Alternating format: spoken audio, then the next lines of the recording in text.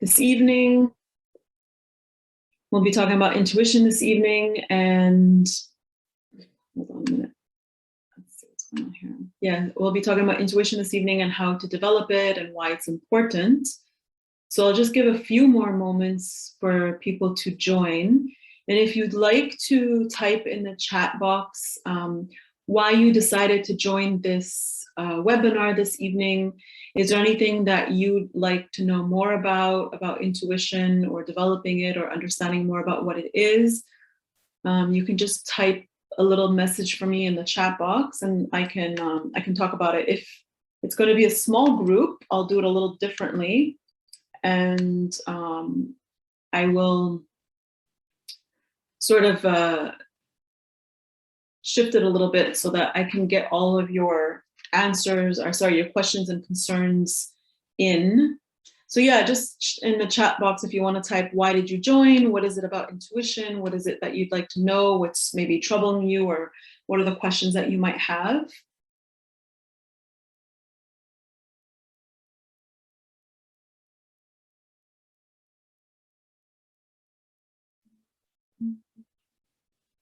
Just give me 1 second.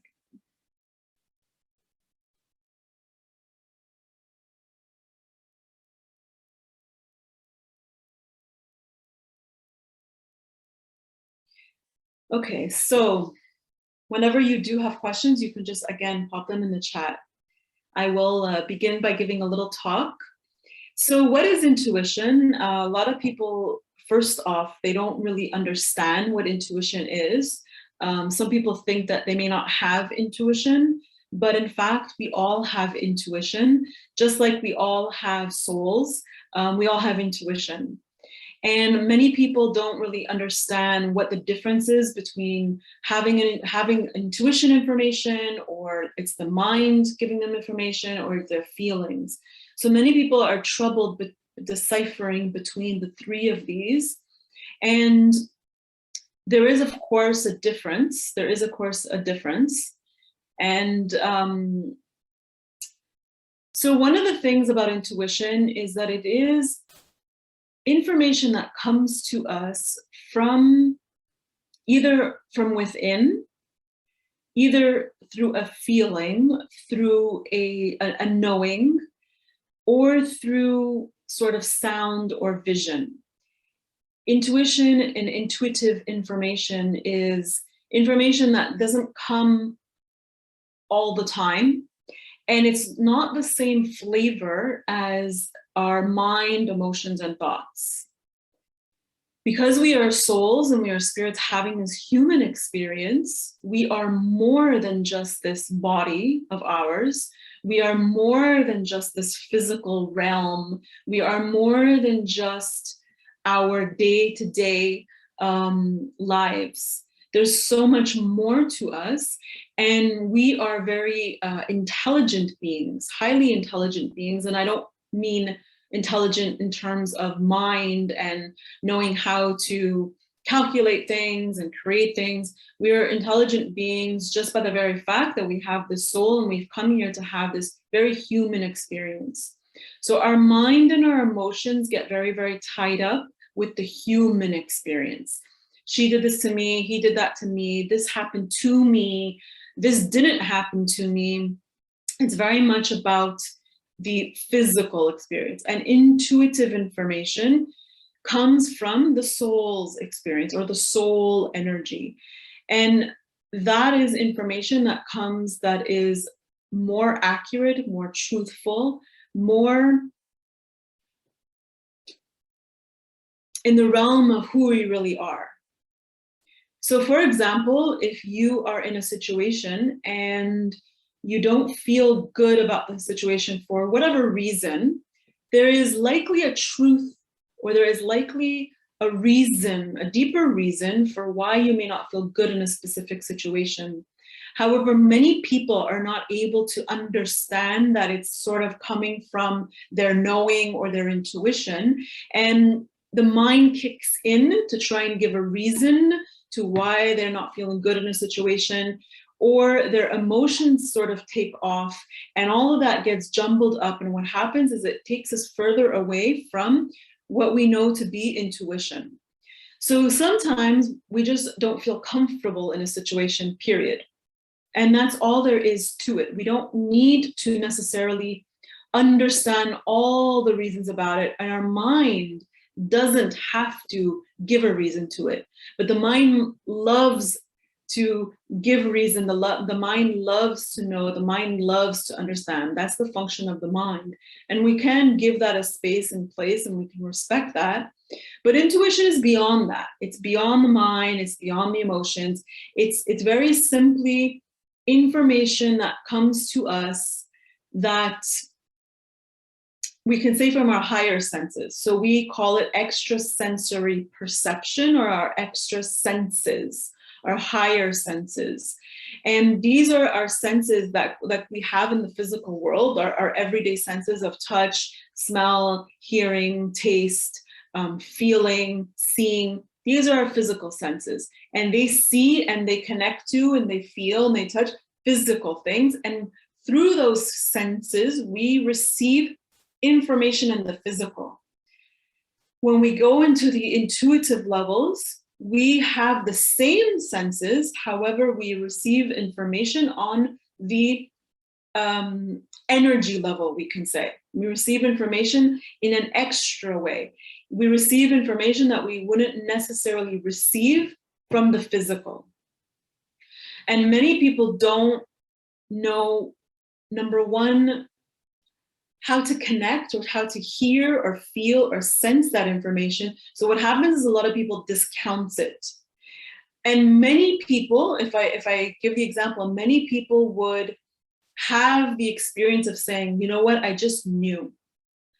Or I felt something was off. I felt something was wrong. Or I had a vision. I had a dream. We all have the information coming through to us, but most of us, what happens is we end up discounting it because, number one, we don't really understand it. We don't really know what it is. Most people haven't really been taught what it is, and most people haven't been taught to develop it or learned to develop it. So it sort of gets discounted, and we go through life sort of at the mercy of our mind and our emotions. And somewhere in that mix, our intuition is. So again, we all have our intuition. Everyone has intuition. And let's go a step even further now to say everyone is psychic, because intuitive information, we can say, comes from the psychic realm or the psychic worlds, the extrasensory worlds. Again, we are just humans here in this physical body having this really human experience, but we're much more. We're connected on a soul level in a deeper way, in a greater way, in a wider way. Our soul holds it's a vast realm of information just in our soul alone. And we feel things, we know things, we see things from that place. So we have all our mind and our emotions and our thoughts and all of that sort of jumbled up. I like to say sometimes it kind of jumbles up around our intuition. And our intuition is sort of sitting in the middle of all of this that's on top of it. And I want to say part of our responsibility, if we want to tap in and access our, I want to call it necessarily supernatural powers. However, we are much more powerful in terms of understanding and knowing and knowledge and wisdom beyond what we really know. We have much more power to create our lives, to change our lives, to be even more than what we are. And I would say be in our higher selves, in our highest selves, and operate from that place of highest self. We are, most of us and all of us have the ability to be extraordinary, more than what we are. Our potentials are beautiful, are vast, and sometimes beyond what we can even comprehend. An individual's potential is one of the most beautiful actual things to witness, to see someone blooming and growing and evolving. So we all have this potential. However, it's kind of clumped up or bottled up underneath all of this. And this can mean our thoughts, our emotions, our feelings, our wounding, our belief systems, our limiting belief systems, past stuff, ancestral stuff, family stuff, culture stuff, all that conditioning sort of sits on top of this gem. I say these diamond, our inner diamond. And this is where I say is the intuition, your soul, your higher knowledge, knowing, senses, power, all of that is right there. Now, that's good news because we have it, and we all have it. So it's just really a matter of learning how to tap into it, number one. Also, getting into a different kind of habit. So many of us have the habit of discounting. It was just my imagination. It was just this random feeling I had, but that's silly. It can't possibly be that. My dream was very vivid, very, very real, but it's just a dream. Somewhere along the way, we learned how to discount. And if we can actually unlearn the habit of discounting, we would actually be much more connected to ourselves.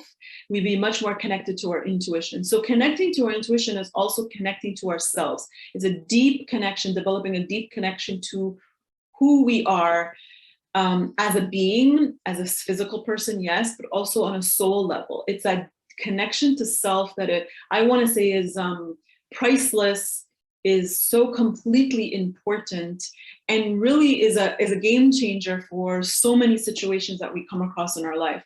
When we disconnect from ourselves, life can get rough and life can get tough. We might feel all sorts of emotions that we wouldn't necessarily feel if we were connected to ourselves. Loneliness, despair, hopelessness, inability to see forward, all these sort of emotions that many of us have along the way in our life come across. Now, when we're deeply connected to ourselves and we're deeply connected to our truth, even if the things that are happening on the outside are challenging, are hard, perhaps even causing suffering, we have such a deep connection to self and such a deep knowing that no matter what happens on the outside, we have this deep knowing that we can get through it. We're strong enough to get through it, and that life really is an ebb and flow, right? It's a highs and lows, ebbs and flows. It's dynamic. It's constantly shifting and changing. And so when we're deeply connected to ourselves, we have a less of a tendency to get stuck in certain places of our life, or in certain situations, or in certain feelings.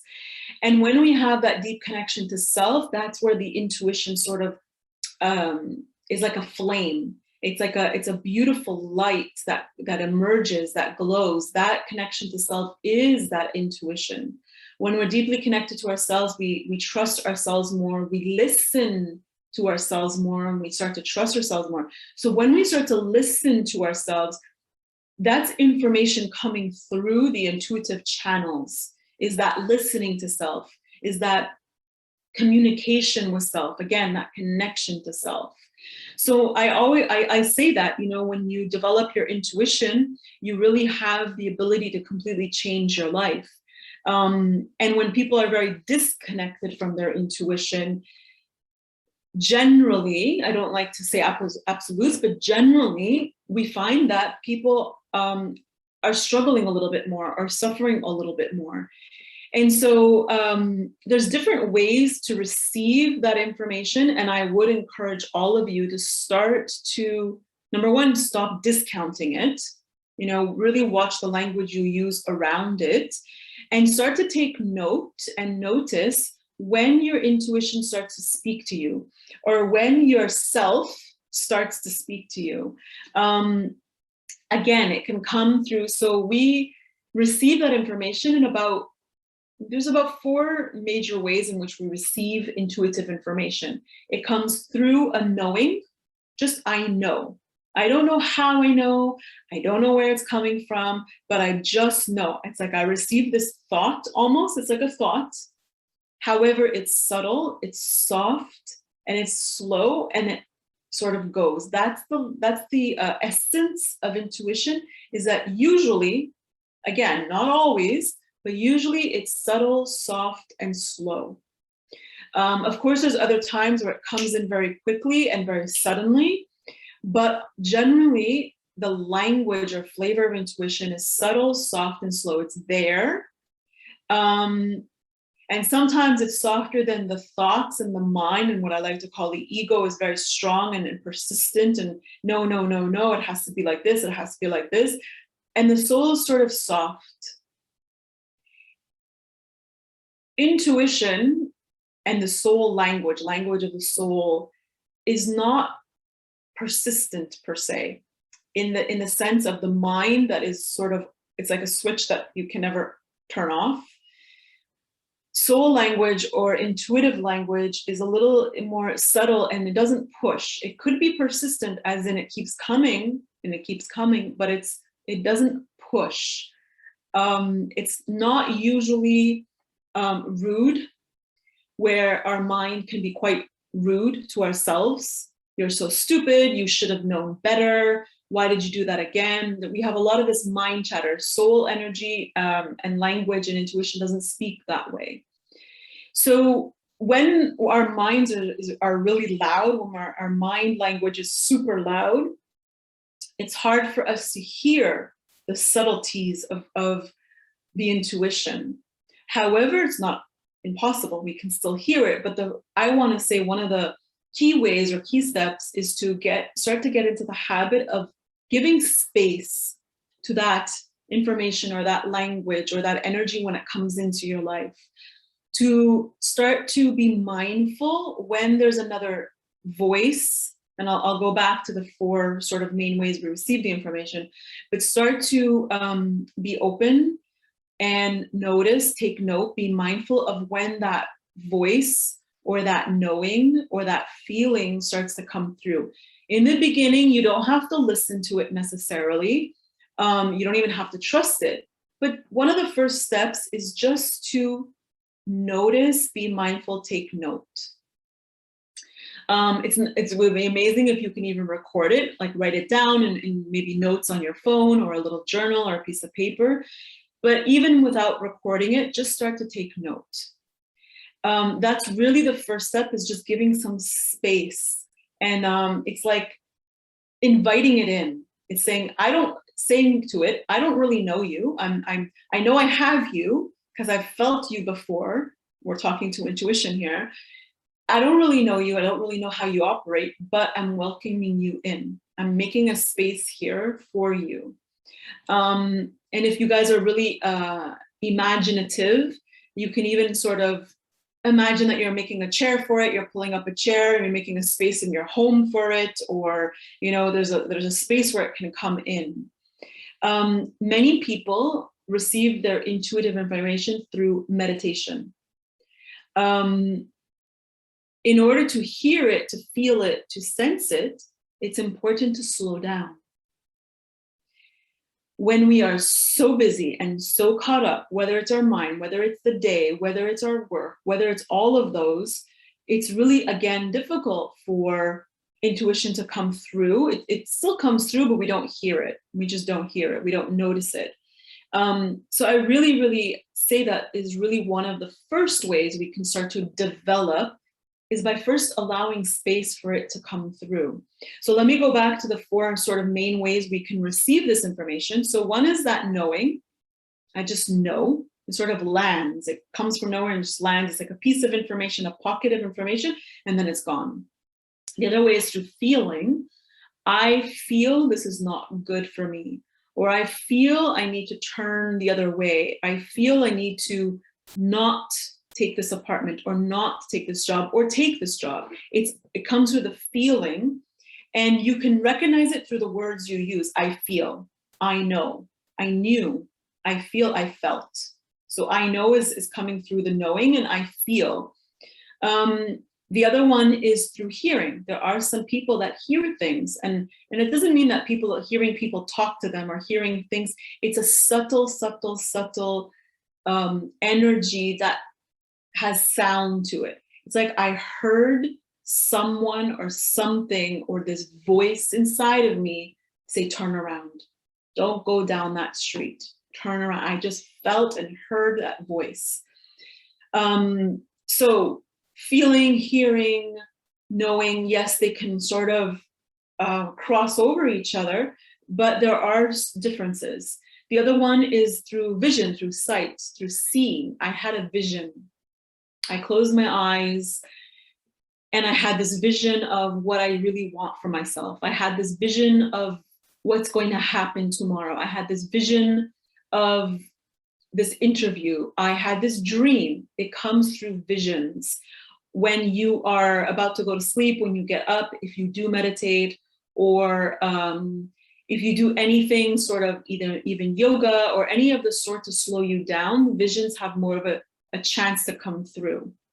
When we close our eyes, we have more of a chance to connect with our inner vision. When we have our eyes open, we're very connected to the outside world and what's already there in the physical.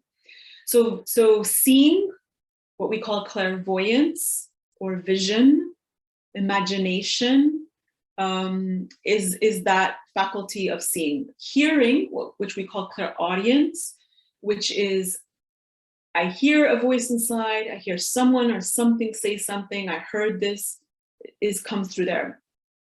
Feeling is clairsentience, the ability to feel the information coming through. And then there's claircognizance, which is we know the information coming through. These are the four main ways. There's a few others, but these are the four main ways where we receive that information. Now, if you are, again, so busy and there's no slowing down in your life, you may sort of hear it, but not clear enough. When the voice or the feeling or the thought or the vision becomes clearer and clearer, it's really hard to discount it, and it's hard to not pay attention. So again, number one, first, giving space, allowing space for that information to come through, for that information to land. Imagine wanting to collect rainwater. For whatever reason, I'm just giving an example, you want to collect rainwater. You need rainwater. What do you need in order to collect rainwater? You need a vessel, a container, a bowl, some sort of something. You can even, of course, go like this with your hands, but you need some sort of something to collect it. The rainwater has to land somewhere for you to see it, to feel it, to touch it, to taste it.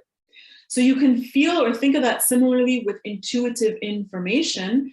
The information has to land somewhere, has to come and land somewhere. So we need to create a container to receive that information. And that container is usually created when we have a bit of quiet space, or I like to call white space, which is, and we can get that white space by going for a walk. We can get that white space for just clearing off our schedules and doing nothing, even if it's just for 20 minutes, 15, even 15 minutes. Everybody will have their own way or a major way in which they receive that information more clearly or more better. One of the other ways is ask for the information, ask for it. I'm sure by now most people have heard the saying, ask and you shall receive. It is very, very, very, very true. Ask for the guidance, ask for the help, ask for some sort of sign, signal, information for whatever it is that you're troubled with, or whatever it is that you don't know where to go, what to do. Now, that information won't come like this. It won't land like I'm talking to you if you would ask me a question. Again, it comes more subtly. And how are we able to tune into or hear that information when it comes subtly? Again, it's through something that creates a bit of space for it. So it's very important to remember these little sort of, you can call them tips or ways in which we can start to connect more to our intuition, and in which we can start to connect more to ourself. Really, it's about really deeply connecting to ourself, so that when we have a decision to make, we don't doubt ourselves. Maybe in the beginning we do, but it clears. No matter what's happening, the decision that we take, the decision that we have to make, and eventually the one that we take, or what we decide to do, we may not understand it, but we have a deep knowing that this is what I had to do, no matter what. I had to move out of my home. I had to change jobs. I had to change countries. I had to leave the relationship. I had to speak up when I didn't want to.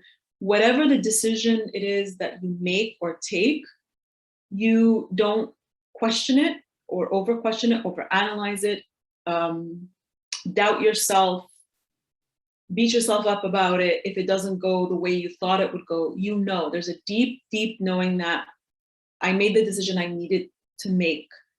And again, that comes from a self-trust. That comes from not only a self-trust, but a trust in, you can call it universe, divine information, connection, soul, trust in life.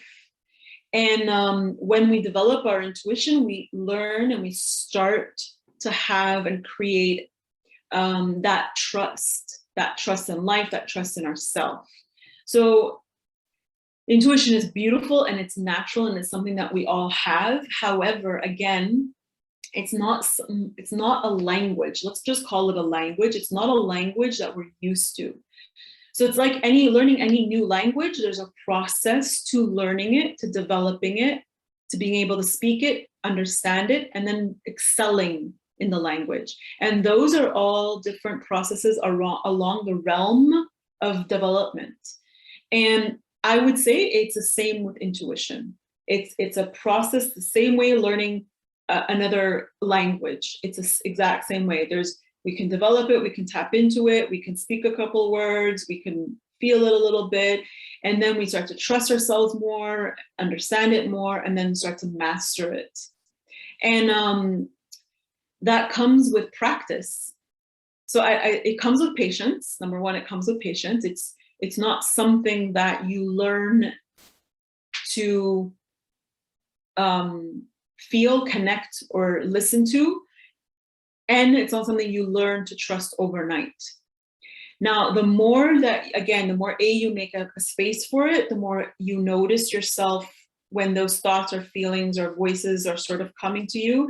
And the more that you start to pay attention to it, but also to go with it, and that things start to sort of work out. That will lead you into trusting it more, trusting yourself more. It's about developing trust, and trust doesn't come. Trust doesn't just come. Trust is developed. Trust can be broken, but trust can be redeveloped.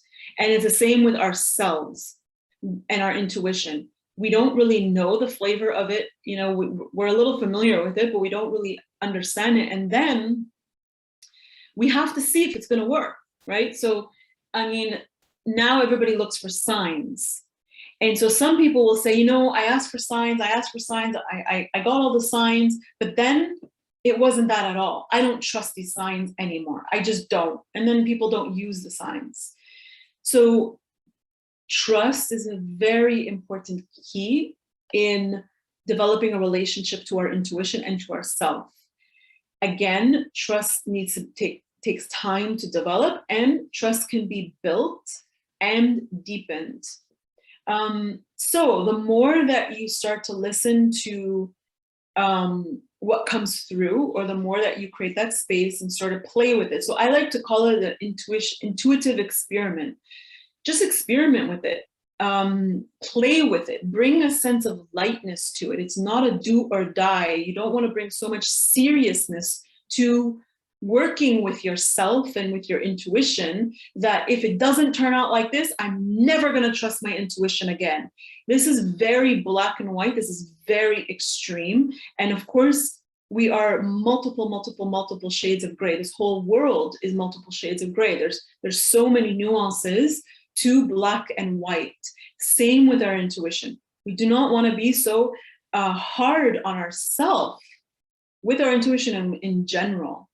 Why? Because we're robbing ourselves. At the end of the day, the only one who's going to get hurt by that or not benefit from it or be limited is ourself. If I say to myself, you know what, I gave this whole intuition thing a try, I did all the techniques, I got all the books, I tried it, and at the end, it didn't come true, it didn't happen. I listened to it, I followed it, but I always got bad things in the end, or whatever it is that you say. I'm never trusting my intuition again. Well, number one, you just made a vow to yourself that you're never, ever going to trust it again. And it's going to be very difficult for you. So what happens is your energy closes up. Your energy closes up. And when your energy starts to close up, it's very, very difficult for you to actually feel that connection to self, or feel the energy run through, whether it's intuitive information again, or yourself. It's like you shut the door, not just to your intuition, but you shut the door to yourself. You shut the door to your life. And why would you want to do that? Why would you want to do that? Now, I don't want to go on a tangent and talk about something else, but it happens a lot. I work a lot with people and relationships. I do a lot of relationship work. And one of the main things, common things, big things that people say after they've had their heart broken: I'm never going to love again. I'm never going to trust men again. I'm not ever going to do this to myself again. Love doesn't exist. All men are X, Y, Z. Sorry, I'm talking as a woman from a man, because I work with a lot of women. Women are female. I'm never going to trust her again. I'm never going to trust women again. It works both ways. So what happens is that you shut down. It's like you put these barriers in front of your heart, or these barriers in front of yourself, and you seal them shut, glue them shut, or fuse them shut. What happens? The outside world and all of your potential is on the outside of these barriers. And you have just now isolated yourself inside. The only person going to be getting hurt from that is ourselves, is yourself, nobody else. Nobody else. So we don't want to do that. We really don't want to do that with anything, whether it's relationship or work or job or feeling or friendship or our intuition. Many people, I've heard, and I've come across many people turning their back on intuition when it doesn't give them what they want, the way they want it, when they want it. And that's my sort of thing. Come back to patience and openness and surrender. The other very important piece about this work is surrender. It's very important to understand that we put into the universe what we desire, what we want to create for ourselves. We see it and feel it through our intuition. Our intuition tells us something: do this, go there. And we need to surrender. We are so small in comparison to the wisdom of this beautiful, grand universe. We are intelligent beings, yes. The more we are connected to ourselves and we're intuitive, we have that connection and wisdom, intuitive wisdom, yes. But there's so much more. And if we limit ourselves by I'm never going to love again, I'm never going to trust my intuition again, this didn't work for me, or I tried that healing once and it never worked. If we start to limit ourselves, we close ourselves off from life. And when we isolate, I don't know if at this point, most of us have been through isolation, right? Most of us. Some of us have been through isolation because of the whole situation of the pandemic more intensely than others. But the common thing that comes out of isolation is disconnection to self, to the outside world, loneliness, depression, despair, hopelessness, darkness. Now, that's what happens when we cut ourselves off from vitality. And vitality is not just the orange that we eat or the sun that we feel or the air. Vitality is life itself, is friendships that may go bad, may go great, is relationships, is jobs, is interviews, is all of life. So we really want to allow ourselves to be available for all of life, no matter what life throws at us, because we're part of life. We're not separate from life, you know. And I know this might sound a little bit cliche, but we are all of life. We are this dynamic flow and energy with life. We're intricately woven with life, not separated from life. When we feel separated from life, that's when we decide to say, nope, this doesn't work for me. No, I'm never doing that again. That's when we start to separate. And that's when we start to isolate. And that's when we start to get all these, you know, feelings of depression and all of that. It's when we're separate, when we separate ourselves. We're not meant to be separate. We are together. We are connected, whether to other people or to the workings of life, to nature. We're all woven together. So having an experience, and we're connected through experiences, why not give ourselves the most of what life has to offer? We've come to this life for experiences. Yes, one of those experiences you might get hurt. One of those experiences might not go exactly how you planned. However, there may be a grander plan for you. And that's what I mean. And that's what I mean by surrendering. We want to surrender to the greater good, to the greatest good. We may think it's like this. We sometimes have these blinders on, and we cannot see what's beyond. And that's where we surrender. I don't know what's beyond, but I'm open to even more, even greater. And our capacity to do that, I say, relates back to our capacity to connect with our intuition and to trust it.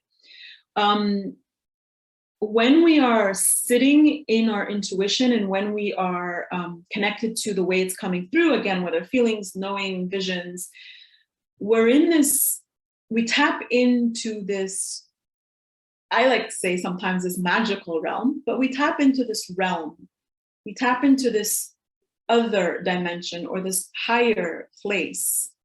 And that's the place that I'm talking about or people talk about when they talk about the universe, life, divinity, that's something more. And so the more that we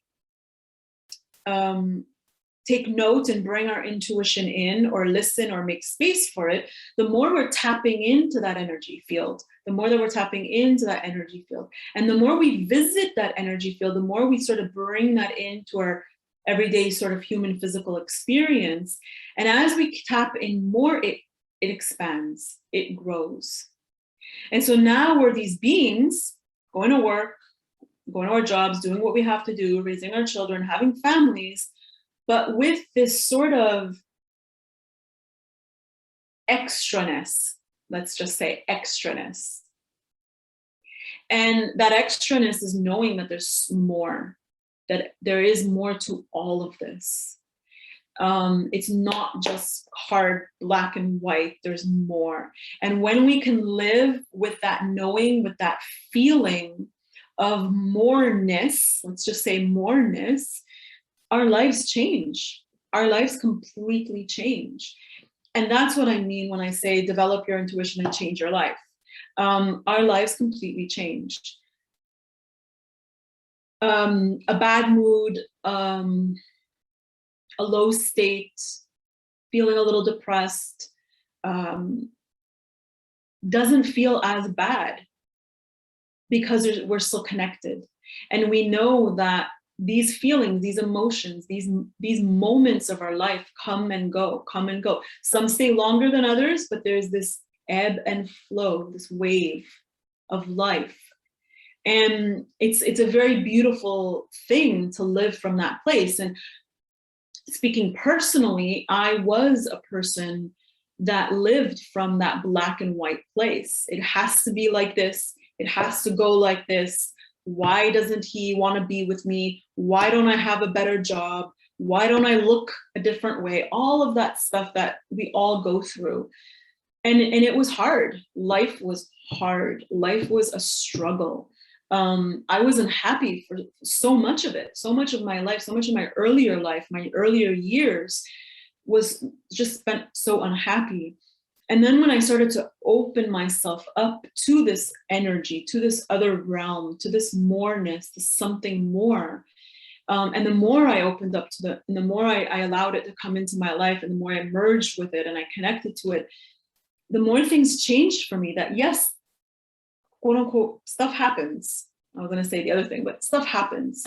Life doesn't always go as planned, and it's hard sometimes, but it's not the end of the world. Actually, life goes on, and my life goes on, and your life goes on. There's just, it's completely a different experience of life. It does not mean that life is not hard and there's not things that we have to go through that are hard or difficult, but it's a completely different experience of life. It's almost like there's a golden thread that pulls you forward no matter how hard it gets. So when we connect to ourself, our soul self, our intuition, that moreness, it's like that golden thread, where before we were living without the golden thread, or my personal experience was that black and white, there was no golden thread. And then there was a golden thread, and life with a golden thread, this metaphorically speaking, life with a golden thread is that much better. And I don't want to say better or worse, good or bad. The experience is, there's so many words I can say, but I'm a visual person, I'm a clairvoyant. So I see images and I feel the feelings of it. And sometimes it's really hard to put those things into words. And so, yes, my life changed, and yes, it's better in a sense, but there's still hard times. So life became a little bit more, I'm still struggling for that word. I want to try and give you guys that word to capture it. Yeah, I can't get it actually. It became more. That's what I'll say. For me, it was that no matter what's happening, no matter how bad it gets, I can still find a place in myself to be okay. That somehow, some way, life is still okay. That things are still okay. That there's something more. Possibility, probabilities, potentials. There's this vast space in front of us. Again, and I feel it's like that golden thread that pulls us forward. And that really all happened when I did take the time and when I started to develop my intuition. And one of those ways that I did it was sitting in circles, sitting in meditations with other people, sitting in classes, reading books about it, taking trainings about it. And over time, it just completely developed and opened up for me. So I am a predominantly clairvoyant, and I use my clairvoyant faculties for myself. And that comes through visions that I get, and sort of like really sort of rapid visions that come through dreams as well. And I also do that for other people. So I give readings to other people, clairvoyant readings for other people, where I tune in, I tap into their energy, and I'm able to see things in their energy. So I receive information by the visions of things.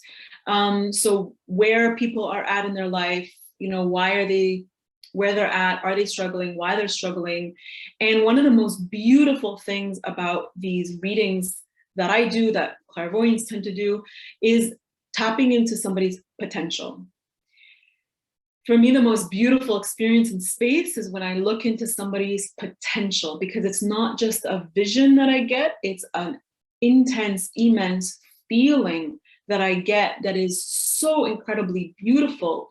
And if I had the ability to help people see that, their potential, it's one of the greatest gifts that anyone could ever receive for themselves, to be able to see and feel their own potential. Many of us, unfortunately, and that's changing, but many of us live under our potential.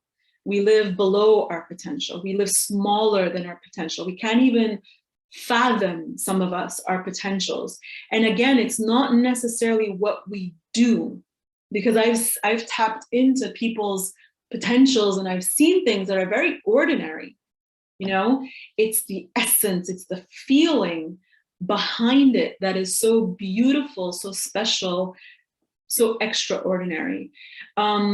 So when I see that, when I tap into other people's energy, I'm sitting in that energy space.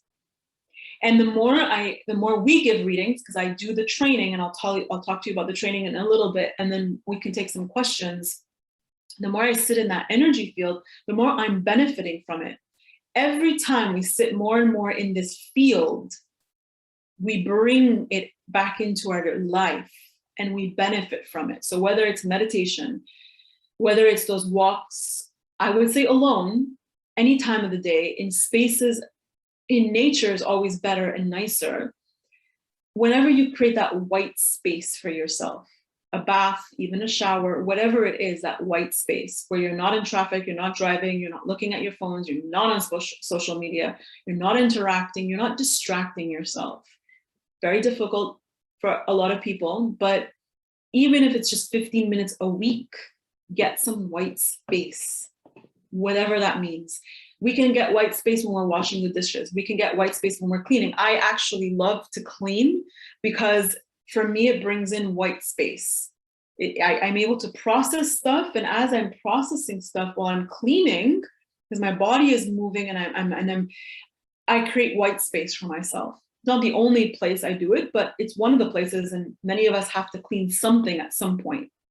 So you want to find your way to get white space. And that's really the beginning of tapping more and more into that beautiful, beautiful, beautiful space. Our dreams, our desires, our visions, they're not there for no reason. Again, we discount that. Oh, I would love to be a figure skater. I would love to be an actor. A lot of people have these grand dreams of, being an actor or whatever, but there's information in that. Maybe you won't be an actor on stage or in a blockbuster movie, but there's information in that for you. So you want to pay attention. You don't want to discount your dreams, your desires, your visions for yourself, for your life. It's rich soil of information. It's so beautiful. So these are some of the ways. And yes, I also teach people how to do this through the process of clairvoyance. So again, there's many different ways to develop. There's many different trainings, but the one that worked for me, or the one that I fell upon, and the one that really changed it all for me, was developing my ability for clairvoyance, or developing my faculty of clairvoyance. And that is a training that I teach here at Illuminations. I've been teaching it here since 2018, and it's a 4-day training. And what it is we speak about intuition, but we start to get into the energy. So the biggest thing about the training is that we start to get into the energy. How do we do that? There are a lot of techniques and tools, very, very, very specific, time-tested. So these are not things that I just randomly invented. These are things that have been around since the 70s and beyond. It was somebody who developed this particular training in the 70s. They're time-tested techniques and tools that once we apply them, we are able to tap in. We are able to receive that information. With practice, we can be on that scale or on that realm to mastery. Every single one of us. I like to say these are plug and play techniques that once we start to plug in and plug into that energy field, we start to bring more and more intuitive information to ourselves. We learn how to tap in, we learn how to tap in for ourselves, and we learn how to tap in for other people. So we can learn how to give other people readings.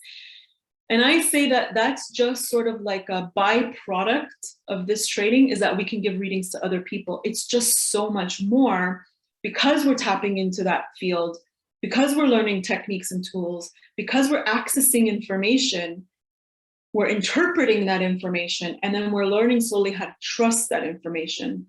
And all of that has benefits for us in our regular everyday lives. So it is a beautiful training. If you want to learn more, get in contact with the center. You can come see me privately. You can have a call with me.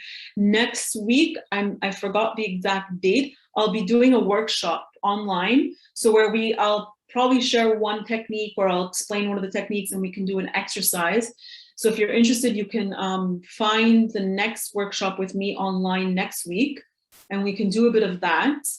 And yeah, and you can get more information on the website as well, on illuminationsworld.com, I think.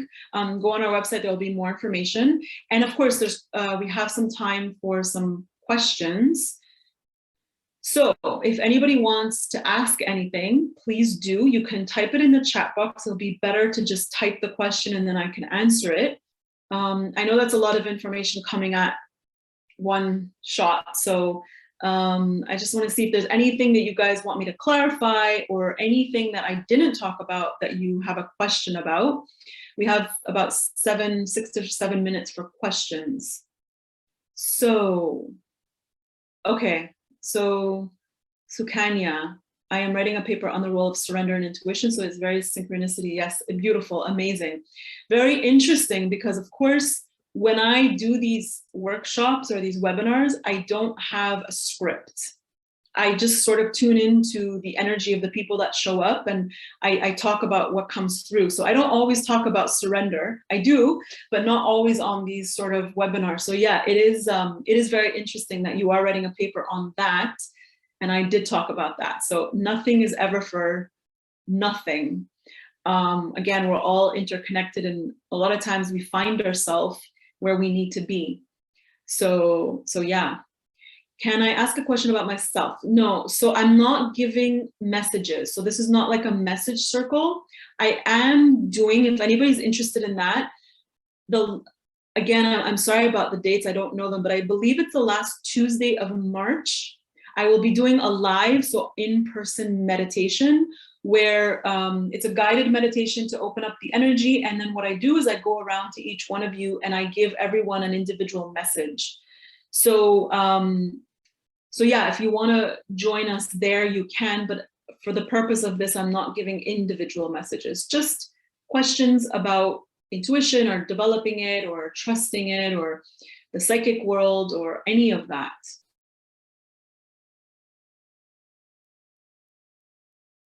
Usually I get so many questions, but that's good, that's okay. I love questions, so yeah, so just a little recap of how you can connect with me a little bit more, or the work, at least through here at Illuminations or through me. So I will be again giving another workshop next week online. It'll be about an hour, where it will be experiential. We'll be doing exercises.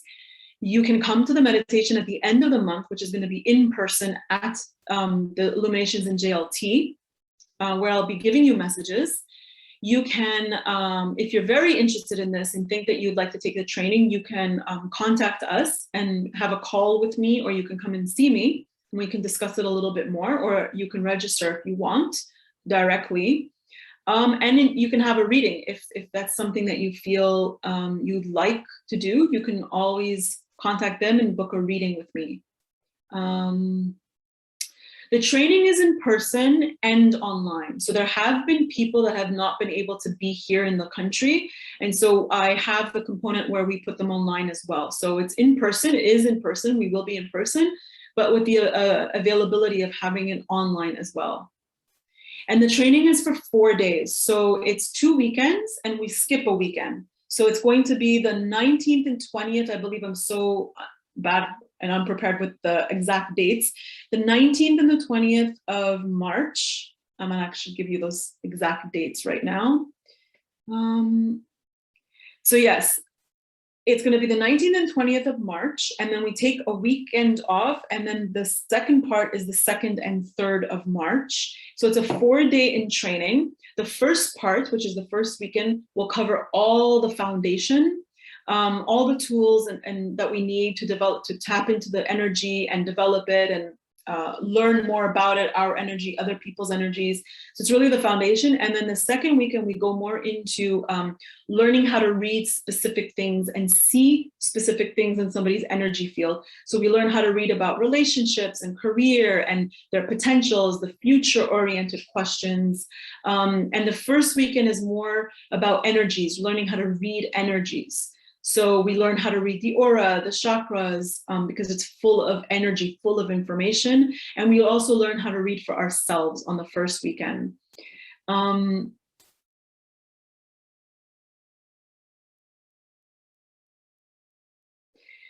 The pricing, I would like you to call in if you can, or somebody will get back to you about the pricing, because we have different pricing. So for the 4 days, we have a pricing. For 2 days, we have a pricing. And I believe we still have the early bird on. So I'll have somebody contact you if you can leave your email in the chat, and then I'll just take your email and somebody will contact you. Does trauma affect intuition? Absolutely, yes. And I would say, now I'm not a research scientist and I'm not a clinical psychologist or psychiatrist, but from my experiences and from my own research and learnings and education, I would say that trauma actually helps open up the intuition. I don't want to get too much into that, but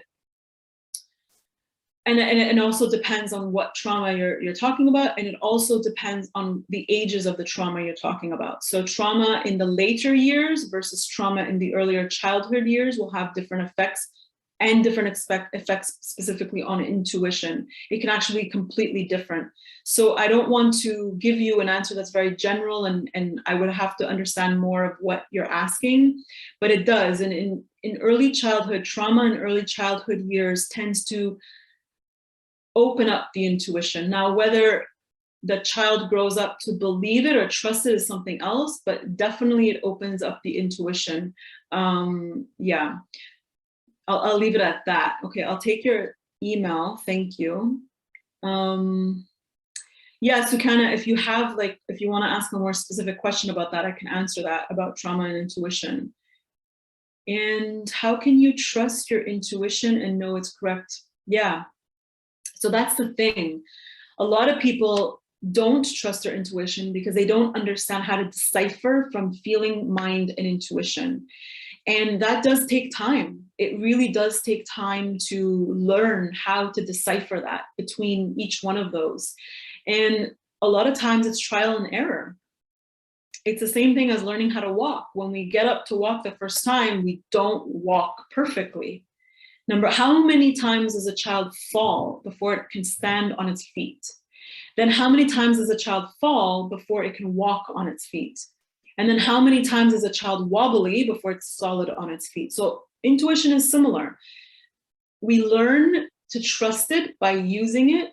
Again, going back to having a space to receive it, recognizing it, allowing ourselves to trust it, practicing with it, and seeing the flavors.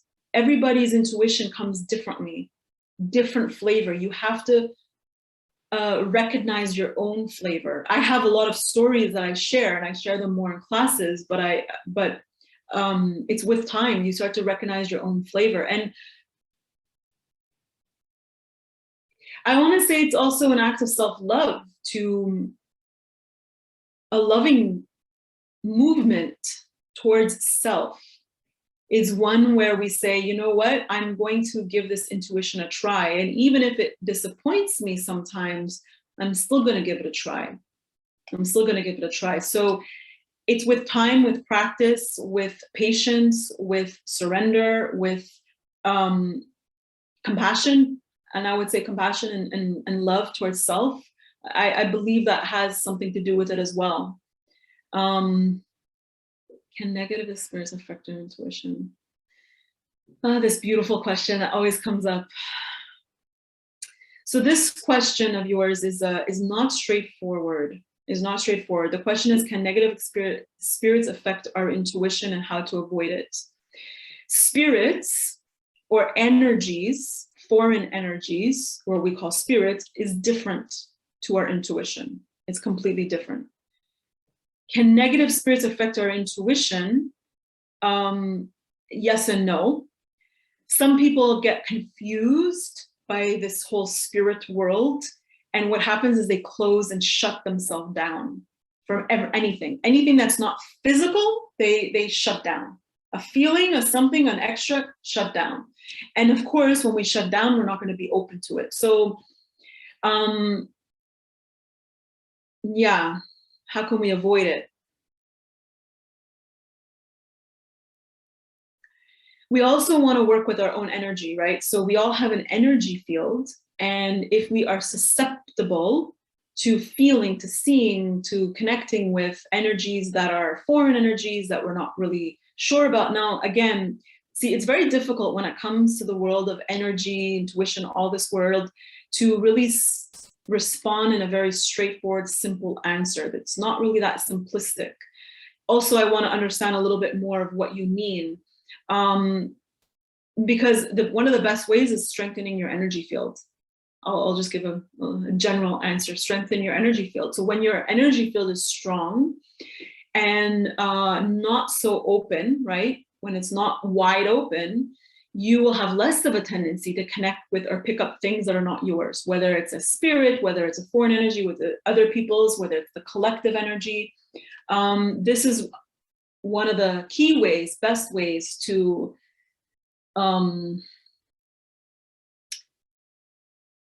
keep yourself to yourself and know that whatever you're feeling is yours and it's not coming from the outside world. Strengthen your energy field is what I'll say. Strengthen your energy field. There's multiple ways to do it, of course.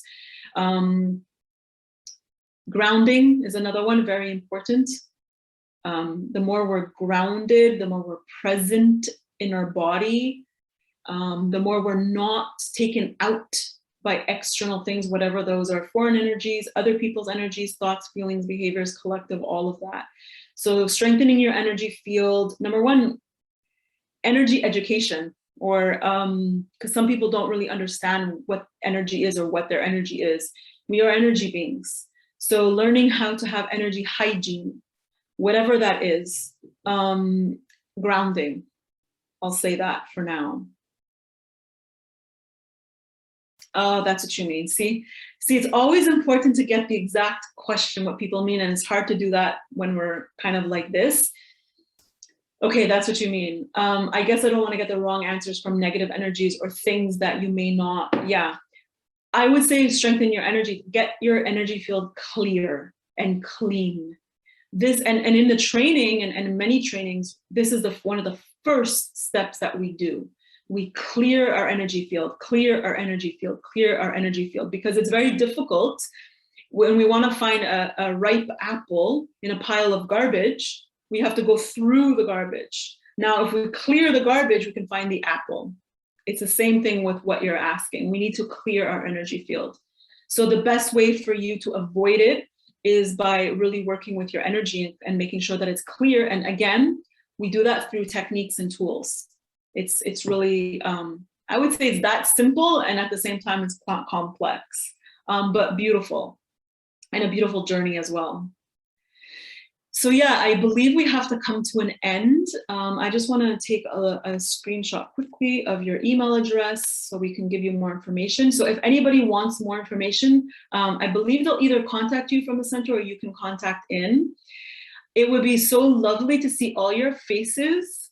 I'm still not used to seeing people online behind dark screens, but it was nice to connect with you. Even though you didn't come on screen, I still connected with your energy.